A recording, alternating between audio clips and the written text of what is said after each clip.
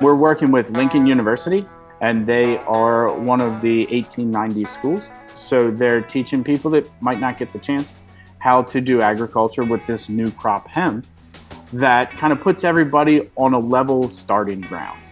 So that's what this grant is focused towards, is the agronomy side of setting up hemp growing, as well as a supply chain to feed companies like Midwest Natural Fiber that we work really closely with in our area, and ourselves here in Murray, Kentucky, where we make HempWood.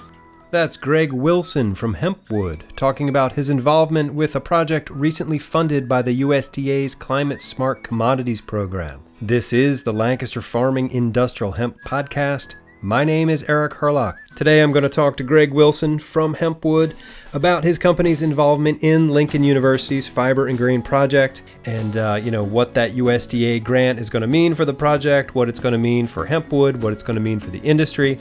Plus, we're going to talk about HempWood, what's going on down there these days, how the company is growing and expanding, so some exciting stuff there. Then we're going to talk to Lancaster County farmer Steve Groth. He was also involved in one of the USDA Climate-Smart Commodity projects, so we'll hear about his involvement and what that project is all about. But first, a quick word from our sponsors.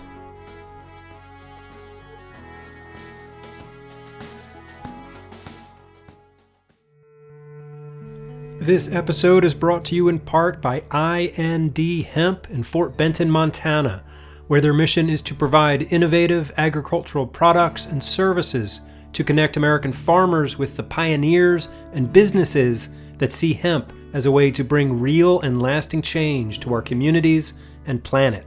IND Hemp.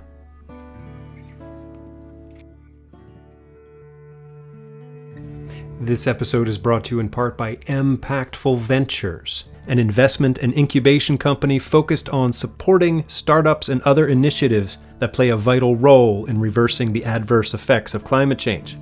They strive to amplify enterprises which bring innovative green opportunities to the forefront and empower those making a significant impact for a sustainable future. You can learn more at impactfulventures.org. Okay, welcome back. So before we get into our interviews with Greg Wilson and Steve Groth, I wanted to let you know about an exciting opportunity at Lancaster Farming newspaper. So a couple of times a year, we publish what we call a special section that is dedicated to industrial hemp. We've done this now for, I think, the past 3 or 4 years, and it's really a special thing that we put together. You know, it's full color. It's got lots of great stories about industrial hemp, the people in the industry, commentary on certain things, and it's really a great way to let the larger agriculture audience know what's happening in the industrial hemp space. And so this is where you come in. We're looking for advertisers. So here's a chance for you to get your message, your product, your services in front of a whole new audience. You know what I'm saying? So anyway, a deadline for that is coming up. You want to reach out to me in the next couple of weeks and get your ad into our hemp special section. We've got an advertising department that can help you figure all that stuff out. But the more ads we get, the more my company knows that the industry is supportive of what I'm doing here on the podcast and in these special sections. So I implore you, please come advertise with us. It would really mean a lot to me. So you can get in touch with me to learn more about it. Send an email to podcast@lancasterfarming.com, or you can call me. You can leave me a message, 717-721-4462. All right, so I hope to hear from lots of you, because this would be great to have, support, right? That's what I'm looking for here, because the more ads we have in it, the more space we have for meaningful content. And if you go to the show page for this episode at lancasterfarming.com, I'll put some links up there to a couple of digital versions of hemp special sections that we've done in the past, so you can get a sense of what we're talking about. Oh, and I will add that if you have an idea for a story, or you yourself would even like to write something for this special section, I would love to hear your idea. So again, podcast@lancasterfarming.com. All right, let's get into our interviews. First, we're going to go to Murray, Kentucky, and talk to Greg Wilson.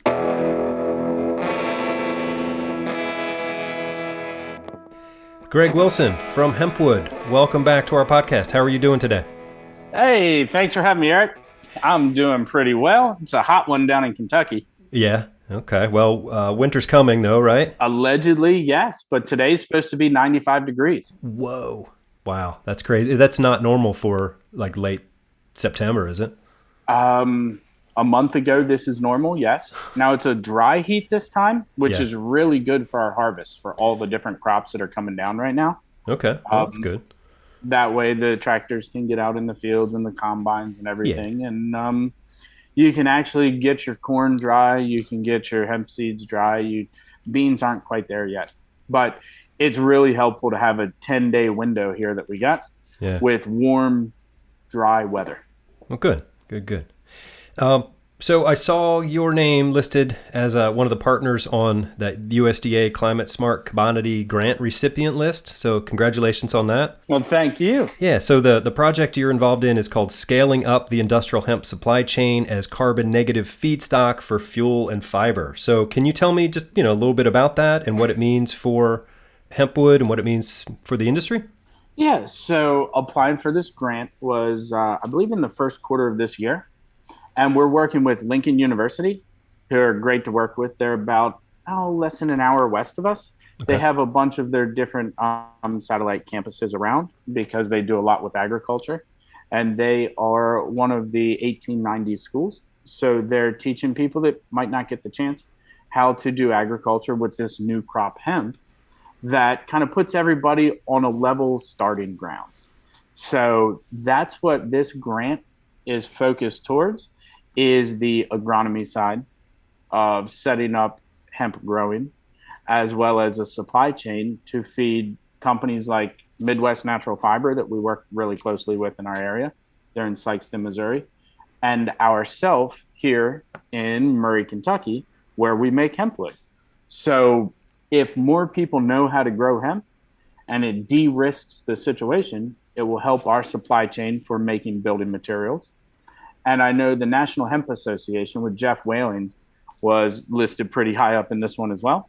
So there's a big group of people. I mean, there's so many. You can go to the press release and see who all is actually involved in it. But I know the people that we're working directly with, we just named there, are the people that kind of are involved in the fiber side. There's an entire aviation fuel part of this grant that Yeah. I have read, I know little about. And so I wouldn't be a point of authority to really speak about how hemp grain turns into aviation fuel. But my gut would tell me the base principle would be similar to what you're doing with beans or corn with making Hmm. ethanol or biofuels. Right. Okay. Cool. That's so exciting. So again, congratulations. Um, I feel like everybody knows what hempwood is, but maybe that's not the case yet. Maybe there's more people who need to know about hempwood. I wondered if you can just like explain it in simple terms for people to wrap their heads around it.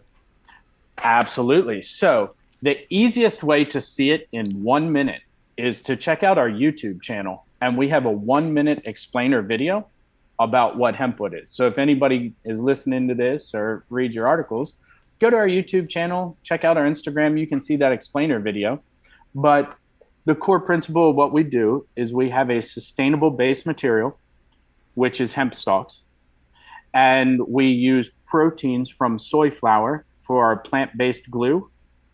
In order to bond these together, we compress it into a log and then we bake it in an oven like a loaf of bread using our waste from the facility as our thermal energy in our bio burner and using hydro for our electric, making the only carbon negative fluorine that's made in America that is certified by the USDA, as well as three nonpartisan certifying bodies for our life cycle analysis and environmental product declaration that have just been formally published by ASTM last month. Nice. Awesome. That sounds great. So what's going on there these days? What are you working on? Well, so the fundamental problem of hempwood right now is me being an engineer, I'm in charge of sales. And so we've brought on Byron Lilly. We hired him away from GE, where he was selling into the new home building multi unit segment. GE Appliances, and he's building our sales structure. We need more people to know outside of our small little group of hemp people The hemp bubble. what Yeah. HempWood is. Yeah, Yeah. the hemp bubble, everybody knows HempWood. In the sustainable building arena, a few people know about HempWood, but we need the mass market to know about HempWood and hear about it because they say it takes 7 times of somebody hearing about something before it becomes common knowledge or accepted by them. And 99% of America has never heard of HempWood. And so people look at us like it's magic rather than it's a product that we can ship to you in just a couple of weeks. And it's not made out of trees, right? Like that's got to be attractive to a big swath of the consumer population, right? You know, there's a lot of concern about deforestation, and so you think that this would be perfect for people who are conscious about things like that. Yes, hempwood is a direct replacement for oak, hickory, tropical hardwoods like Brazilian cherry. So it is a interior hardwood that exceeds the domestic hardwoods like oak and hickory in durability, hardness, fire resistance. Wow. And so it exceeds its competitors in its physical attributes or its usability. And it is on price parity with American made products out of that. Wow. So if you want to buy hempwood flooring, you're going to find pricing options that are directly competitive with the oak flooring mill right down the road. Um, we do not use any dirty chemicals, so there are no VOC emissions. We are quite proud of some of the grants that we've received from the United Soybean Board. They're actually called programs, research programs, rather than grants, because they fund results. They don't just give you money to try something. But using a plant-based glue means you don't have formaldehyde inside of your flooring, which has caused me personally detriment to my physical health. I've been hospitalized 3 times for lung issues Oh wow. since working in the wood flooring and bamboo flooring mills all around the world. That's kind of where my background comes Yeah, from. right. It I don't want that to happen to my guys here, guys and girls, and I don't want that to happen to the installer who's using a chop saw. And when you cut a piece of vinyl flooring with the saw, you smell plastic burning. That's hazardous. Or the fact that virtually all of your imported engineered wood has formaldehyde in it, and people hide that from the public. It is a little known fact that when someone says phenolic resin, that means phenyl formaldehyde because you need both of those chemicals to link to make plywood. And so Baltic birch, which everyone cheers as being the best thing since sliced bread in the wood industry, is literally carcinogens holding together some pieces of Russian wood. Yikes. And that just off gases in people's homes and creates like long-term health issues too, I would imagine. Asthma. Well, so for children in the developmental stage where their brain and bodies are still developing, you can have asthma from things like that. Oh wow. You can have certain conditions that happen from being around what they call the sick house syndrome. Right. And sick house syndrome, they're going after the worst ones first, and I applaud the EPA for going after that. Oil-based paint, bad thing. People got it out of there. Asbestos in your floor tiles and ceiling tiles, bad thing. People got it out of there. The problems that they were having 10, 15 years ago with drywall Right. and high humidity, bad thing. People got it out of there. Now people are starting to look at formaldehyde-based glues that are used as your standard for the wood industry because they're cheaper. And they're not issuing new permits for it to be able to be made in the US, Okay. but you still have your grandfathered facilities in there. And virtually all of your imports are made with this. And that's because of how cheap it is and how well it works. It's plastic. And so you're just using plastic to bond together veneers of wood to make plywood and then telling people, oh, this is sustainable when it's coming from war zone wood out of Russia. And it's was cut off at the beginning of the war. You're not allowed to import that stuff into the United States. Okay. Now it just goes to a third party country and then comes in anyways. Right. So it's strange what people know and are told versus what the reality is in building materials. And I really hope that changes because we're going to Greenbuild to talk about this. What is that? What's Greenbuild? So Greenbuild is where things like this kind of actually come of age. Greenbuild is for architects and designers. This year it's based in San Francisco, where the Lead Point system or the National Green Building Council puts on this trade show, and it'll be something like 15 or 20,000 architects and designers that focus on sustainable materials or sustainable builds all come together for their annual gathering. Nice. And we're going to be standing up there saying, you guys are talking about carbon negative. Here's the paper that says it. Right. And you're doing or it. Proves it. Yeah. Exactly. Yeah, you're doing it. That's awesome. Are there other applications for hempwood besides just flooring? I know you're focused on flooring, but I imagine there's lots of other things you could do with it, right? Absolutely. This is just the tip of the iceberg. So, while we're stabilizing our current revenue streams here at HempWood to have a standalone profitable business where we don't have to rely on investor dollars to fill the gap every month, we are raising capital currently with our Series A capital raise in order to bring funds in to advance new projects. And those are along the lines of instead of selling our sawdust to the cannabis packaging companies, which they blend it with recycled milk jugs and they make cannabis packaging. Right. We can keep that in-house and make a Trex style decking with our sawdust. Nice. Okay. So you have recycled plastics with polypropylenes or polyvinyls recycled, and you combine it with our sawdust, and you can make a Trex decking. We did this with bamboo before. Trex does it with sawdust. It works. It just needs capital behind it to happen. We're raising $3 million right now. We're allowed to publish this because we did the 506C registration D, which means that the SEC says we're allowed to tell people about it. We don't put it up on our social media except for LinkedIn because that's kind of the professional network. But like Merida Capital, Mina and Francisco over there taking a hard look, and I'd invite them to come on in. We have raised about 30% of what we were looking to bring in so far since we started this thing in March. We have some other large companies, the largest agricultural companies in the world. I don't know if I should say by name, are sending teams to come down and see us and pulling us up to their headquarters in Minnesota and taking a look at what we're doing. Oh, that's cool. Because yeah, they're starting to get interested in hemp. A big part there is going to be the USDA approving it for animal feed. We're raising capital from friends and family and basically anybody who's a good person that wants to be part of the solution. So if you want to reach out to us about that, or if anyone is interested in purchasing hempwood, give me a shout. You can call my cell phone. It's 240-291-0120.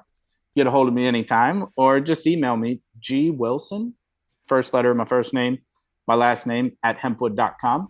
Easy enough. And yeah, people jump on our social media and just kind of check out what we're doing on Instagram, because that's actually where most of the inspiration for using hempwood comes from. Okay. As well as YouTube with that explainer video or different things going on. We're working with Franny's Pharmacy to set up her chain of stores that she's doing across the United States. She's got her healthy stuff that comes from the farm that people can take instead of going and taking a bunch of pharmaceuticals.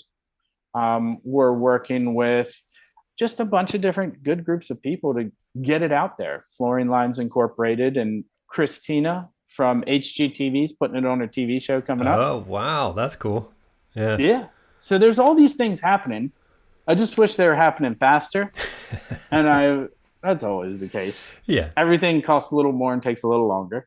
But I also wish that like people who genuinely care would give it a shot, give it a crack, find out what hempwood is.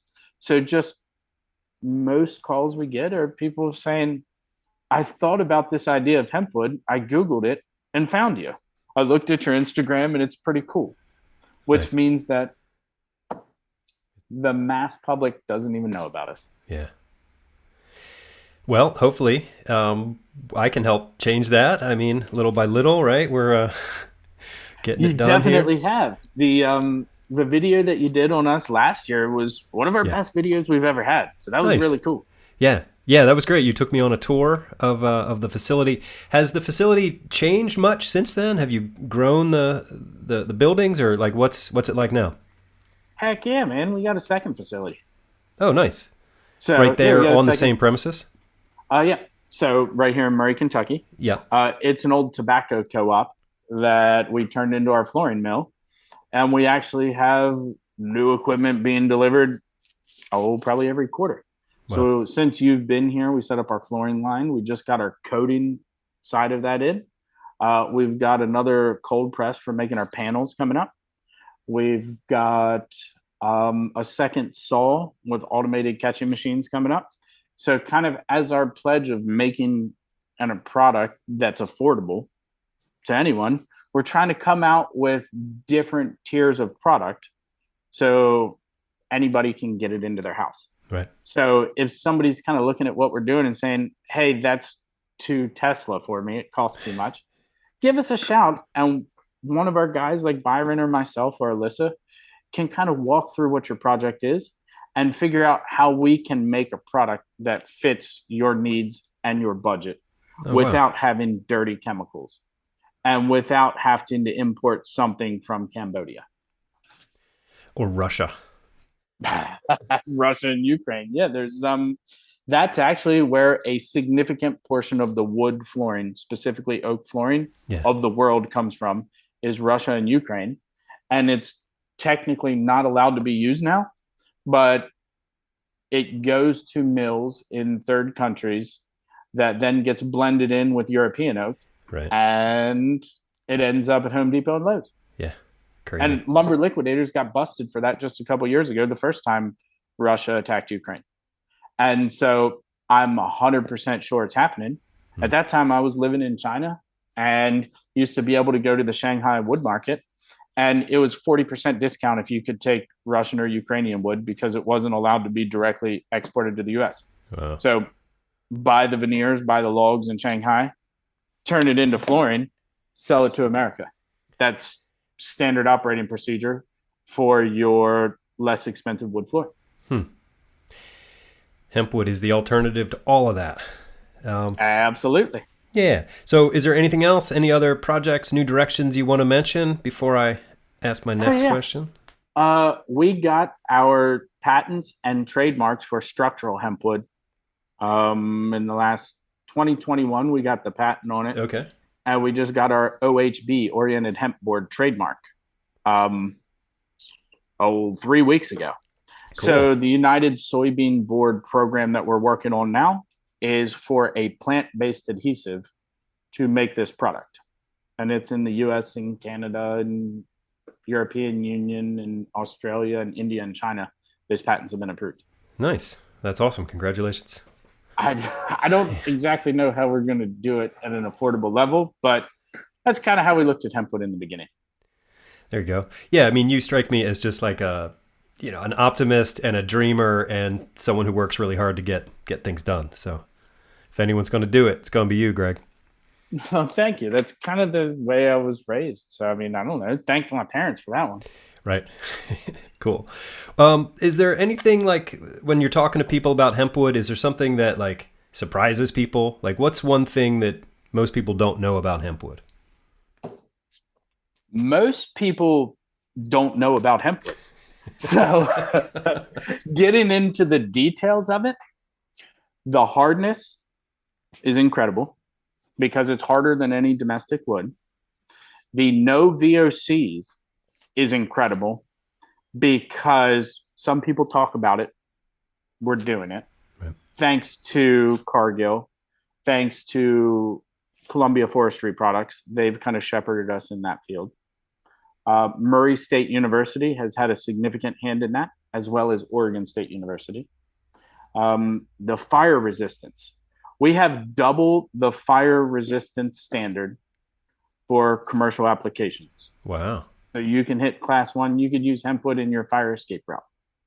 That's something that not too many people think about or know about. And it's not due to the hemp, despite what the internet says. It's due to the density. When you Okay. compress something together very dense, the air pockets inside of there do not allow combustion to occur, so it doesn't flame. The mold resistance comes from the dish detergent that we add to our glue. It's not from the hemp. Just like in hempcrete, when people have lime, is the additive that causes it to not mold Right. and not catch fire. So you can make all these things happen and true and work, but it's a combination. It's a math equation. It's a chemical experiment. It's kind of chemistry and physics and math all together. The carbon negative status, like we knew it, we just got it third party signed off. So being the only one that's doing what everybody else is talking about, you'd think we would have a feeding frenzy, and we do, but it's interest, not purchase. So getting people across the line to feel comfortable of just hearing about HempWood multiple times. That way they can, when they walk in to make their choice on what sort of flooring or furniture or cabinetry they want in their house, they go into the shop, they see HempWood. It's not, wow, that's new and cool. That's a legitimate option. Right. Cool. A while ago, I was hearing some rumors about like maybe franchise locations or, like different HempWood facilities in different regions, specifically Pennsylvania. I'm from up here in PA. Is that still an idea that you're kicking around? Yes, it is. So Lori Daitner over near Pittsburgh with Dawn Services has been in contact and doing some tests and trials with us for more than 2 years, and they built the hemp home in Pennsylvania up there. They're trying to figure out how to make it work. It absolutely makes sense to have something in the Keystone State because you can reach for your lead certification for your points, 500 miles to Boston, 500 miles to DC. Yeah. You can hit all of those places to get your maximum green building score. And we do have orders up there that people don't like to wait those extra days and pay the extra transportation cost. So if you've got the good soil, I mean, they call Pennsylvania the land of milk and honey. So you've got the soil, you've got the climate, we know how to make it, and the market is there. So it's absolutely on the playbook. It's a question of, I guess, chicken and the egg. Right. We got to get the market big enough so we sell out everything we got here before we go and build more supply. Right. Okay. It'll be a light switch. At some point, one of your podcasts is going to hit 1 million people, and we're never going to be able to keep up. I like that. All right. Well, I really appreciate your time today, Greg. Anything else you want to share with our listening audience before I let you get back to work? HempWood.com. Give us a look. Give us a shout. Get it into your next home project.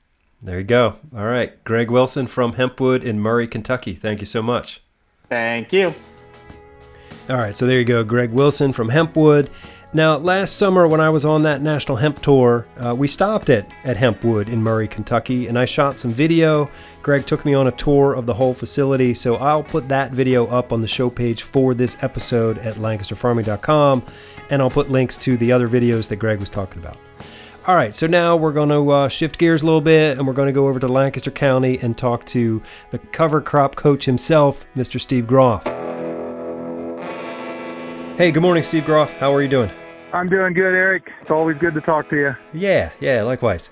So I'm scrolling through the USDA list of Climate-Smart Commodities projects, right? And I see Cedar Meadow Farm listed as one of the major partners on this industrial hemp for fiber and grain project with Iconoclast Industries. And so I'm sure there's only one Cedar Meadow Farm LLC, right? So that's got to be you, yeah? That's me. Cool. So tell me about it. What is this project and how did you get involved in it? Well, I'm not sure how they found my name, but I was contacted by them and I was really excited about the goals that they had because it matches what I'm doing here on my farm in, growing, all kinds of hemp, CBD, fiber, and grain, just to do that in a way that's, we'll say climate smart. Right. And through that conversation, I became involved. And what's interesting is in this whole thing, I think there was $1 billion handed out totally across the nation. I was involved in 4 of them. So this is the one that got funded. So at least the one I was involved with. And so, yeah, it's kind of interesting. I'd be happy to tell you a little bit more about it. Yeah, please do. And I guess the lead partner is Iconoclast Industries, sort of led by a guy named Ryan, what's his name, LaRocca? Yeah. So, yeah, I mean, tell me more. Like, what are they going to do? Divide up the money and send everybody a bag of gold blocks or something? Or how's that work? That might be a good idea these days, but I don't think that's the plan. So my involvement is going to be in my area of expertise of using regenerative agriculture practices in the context of growing fiber hemp. Mm-hmm. And that's no-till, cover crops, overall soil health, and so forth. So a large part of my responsibilities is educational. We're going to make several videos that we're going to film over the next year, and just to, show and tell, if you will. Mm-hmm. And then I'm going to be function as a consultant for other farmers who are either headed this way or there, and try to figure some of this stuff out.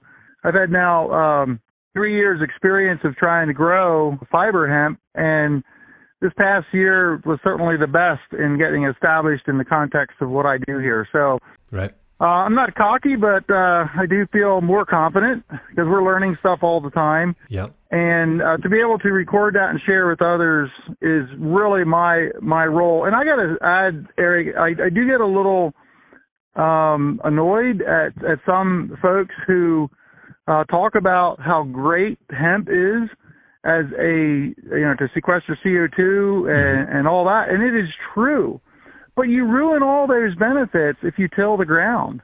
Right. And so that, without getting into all those details, it's like, okay, if we want to really be true about using hemp to help sequester CO2 and put it in the ground as carbon, you can't till your soil, and right. You want to be using cover crops. And that's kind of why I was really interested in this project too, because I want the hemp industry to succeed, not only on its own merit on the marketing side, but this whole regenerative agriculture thing is gaining momentum and gaining steam, if you will, that it is the future. And it's going to be different people are going to have different descriptions of what all that means, but certainly it means less soil disturbance and more use of cover crops. So that's kind of where I fit in. All right. Yeah. I mean, once we get the carbon in the soil, we want to leave it in the soil, right? Yeah, and then as soon as you till, I'm not sure what the process is, but I can quickly tell you what the process is. Carbon is carbon, and when you till the soil, you disturb it, and then it mixes with oxygen. Carbon mixing with oxygen is carbon CO2. So it's not that hard to explain, and the thing of it is, you can't see it. It's a colorless gas, if you will. Mm-hmm. If you could imagine when you're, tilling fields like that, it would be dust clouds going up after your tillage equipment. That would be a picture you could have in your mind. That's what's happened. The CO2 just going up into the sky again. Right. And plants are the most efficient in capturing them. The issue of CO2 can be solved. Just grow more plants, and that's cover crops. And that's the easiest fix there is. Yeah. And out west, you're not to pick on those guys, but some of the upper Midwest, they still practice fallow, and that's just totally wrong. It's not helpful. So that's the context here of trying to grow hemp in we used to say an environmentally friendly way, but now we want to regenerate the soil. We want to make it better. I mean, my goal is to get my soil back to where it was when it used to be woods here on this farm. Right. It may not happen in my lifetime, but that's my goal. That's where I'm headed. Good. And these are the practices you need to use to do that. Cool. Well, this industrial hemp for fiber and grain project sounds like it's like totally in your wheelhouse, because you've been on this path of education for, most of your professional career, right? Like you've been farming, but you've also been teaching. 1994 was my first speaking engagement, and I was nervous as could be. And, I remember it, actually. Never dreamed that I'd end up doing what I'm doing today. That wasn't the intention back then. I was just passionate about what I did. Yeah. And here we are today. I do enjoy educating people who really want to learn. And that is what I enjoy the most. And right now, with these opportunities that come up, it's something that I very much enjoy doing. And it's not just for myself. I want to help. I like to say I want to help people and I want to help the planet. And when we can do both of those simultaneously, that's a win-win right there. Yeah, great. Well, congratulations. I was really happy to see you on this list, and I think you're doing a good job. Thank you, Eric.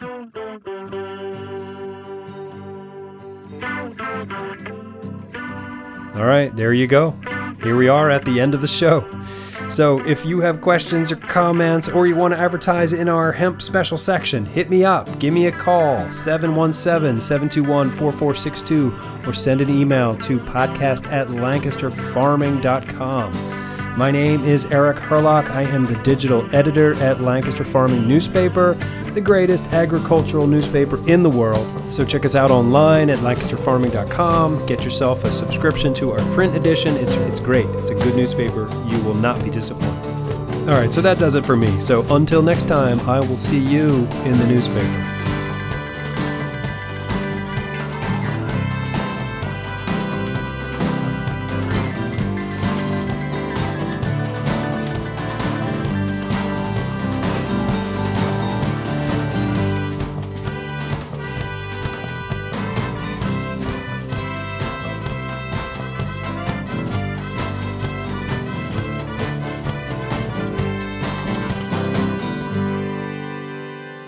Industrial hemp.